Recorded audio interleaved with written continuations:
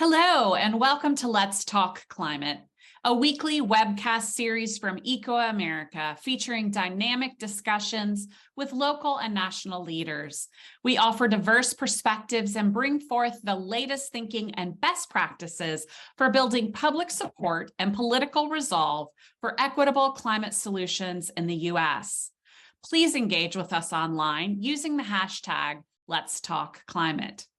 I'm Reverend Carol Devine, an ordained minister in the Christian Church Disciples of Christ and the director of the Blessed Tomorrow program at ecoAmerica.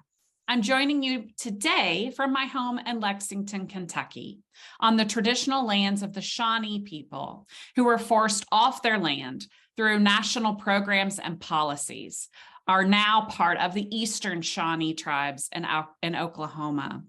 At ecoAmerica, we are committed to going beyond land acknowledgements and are educating ourselves, supporting Native American rights, causes, and charities, and we encourage you to do the same.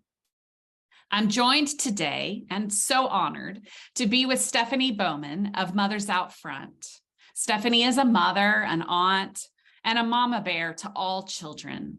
She is a passionate advocate who dedicates her life to protecting all children from the impacts of climate change now, while working for a livable climate for them tomorrow. Mothers Out Front was the runner-up for the 2023 American Climate Leadership's Award, and they received $25,000 for their climate leadership. Welcome, Stephanie, and congratulations to Mothers Out Front. Thank you so much for having me, Carol. I'm excited to be here, and I'm just honored to be able to have this conversation with you today. Same. Stephanie, you come from a family of 5 pastors. You grew up steeped in your faith tradition.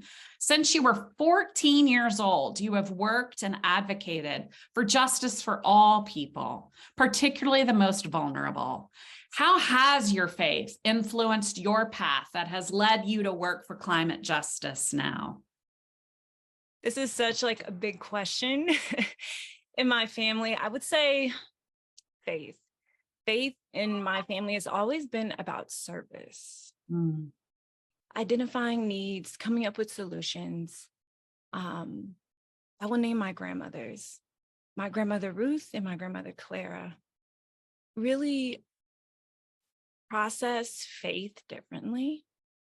My grandmother Ruth had several children. My grandmother Clara only had one. Their lived experience in spirituality and service to people was very different.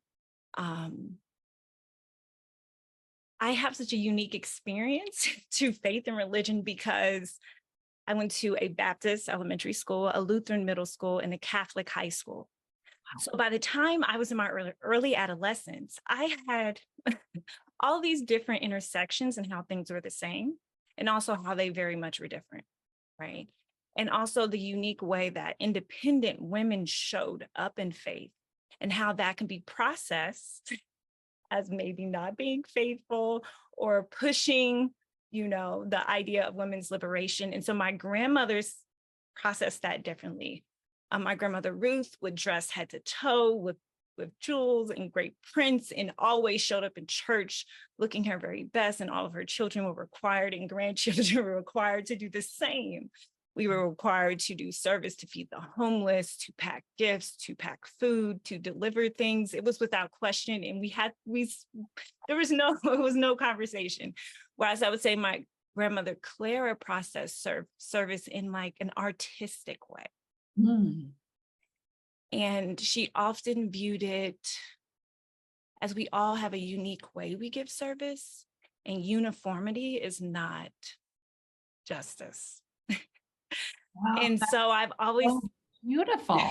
So I always had a contradiction kind of in that pool between the two, right? One was procedural, you follow the process, you still show up eloquently, you always teach your children to look past how people show up and really at what people are. Whereas I would say my artistic grandmother was very visual, where she was like, oh, the person wearing the most oddest thing and the weirdest prints who may be considered an outsider. She was drawn to those folks. And so faith to me has always been rooted in service and justice, specifically because those are two Black women. And so injustice is also something that we were combating in the community in our different services and churches. So that's just like as concise of an answer that I can love give. that. I love how that has come together, and that is just beautiful. And thank God for all of our grandmothers who often were the ones who bestowed on us faith and determination, creativity, and all the things. In 2020, during the pandemic, I spent some time in the mountains and went on hikes regularly. And early one morning, I was on one of those walk hikes, if you will, going uphill, and came around a bend and found myself very close to a very large mama black bear and her cub. I froze in my tracks, and could feel the adrenaline rush.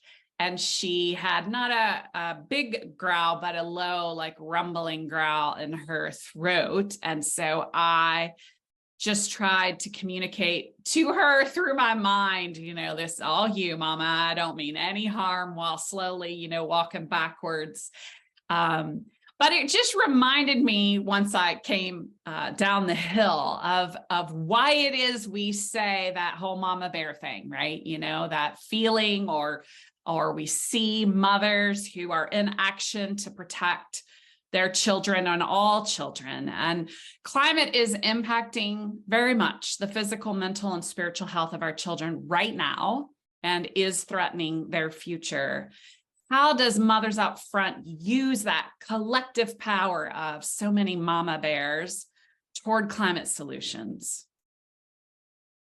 I would say there's several ways, but our secret sauce, really how we build power and momentum all over the country, is really our stories of our moms, centering injustice in our communities, how it shows up, and empowering them to refine their public narrative so that we can move decision makers.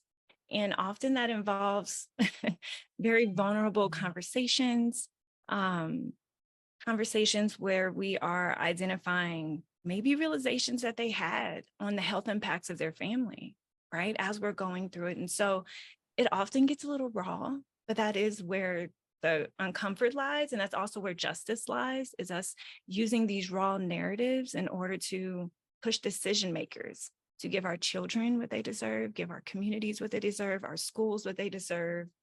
So I would say our stories. And that, I love that secret sauce as stories. And that comes back to faith as well, because that's how we share faith, is through stories. So, and I love that you all really lift up the stories of women and their families, and give them a platform to be able to share those and to feel like their stories make a difference, because they do. When women get in touch with our power, we can change the world and stop climate change. We must be talking about climate change, raising awareness, calling us to action today and tomorrow, and until we do this for our children's futures. Yes, I definitely agree. And I would say, when it comes to what's next, where we are here at Mothers Out Front, is that we know that centering fighting against racial justice and our fight for climate justice is inherently tied. Absolutely. And so we are doing quarterly events where we bring our members and new folks together, where we do workshops and we do an unlearning and relearning together around the historical history around climate injustices in America and how it is inherently tied to race and class of folks, and talk about what does that look like for us, right? When we talk about your public narrative and how you are using your story to move decision makers, how does that look for us in regards to empowering everyone to feel comfortable to share their story of self, no matter who's in the room, right? And that's a different that's a whole nother beast, right? Because we have race, we have class, we have immigration status of folks. And so when we talk about public comment and going into public spaces, it's not safe, right? It's not safe at all. And so for different folks on the margins, we are doing two things at the same time. We're holding the powers that be to make sure that it is a better space for folks, for democracy to happen. But at the other part, empowering everyone to be able to use their story of self in their public narrative to get decision makers to give us the justice that we deserve. And so I would say, as far as what's next, is that this Friday and Saturday is our next workshop, Racial Justice to the Center. And that is actually where we do the unlearning together. Mm. And I appreciate all you've brought to us today, Stephanie. And I think it's so true that sometimes it's not safe for us to speak truth. And it's also not safe for us to not speak truth. And we just have to decide which one is worse, right? And so thank you for giving women, but particularly anyone on the margins, the most vulnerable, a place to speak up and to have our voices heard. And thank you just for spending this little bit of time with me, and for your incredible work with Mothers Out Front, and for leading on climate, and for working toward a hopeful future for all our children. It has been a blessing to be with you today. And listeners, please do engage with us online, again, using the hashtag Let's Talk Climate. If this has meant something to you, I invite you to share it with others in your community and folks that you know. Be sure to subscribe and follow Blessed Tomorrow for the latest thought, leadership, resources, and episodes on climate action and advocacy. Please check out Mothers Out Front. And from all of us at ecoAmerica and Blessed Tomorrow, thank you for being with us. People of faith are the perfect leaders for climate solutions. We all stand together on God's holy ground, and we need everyone every day.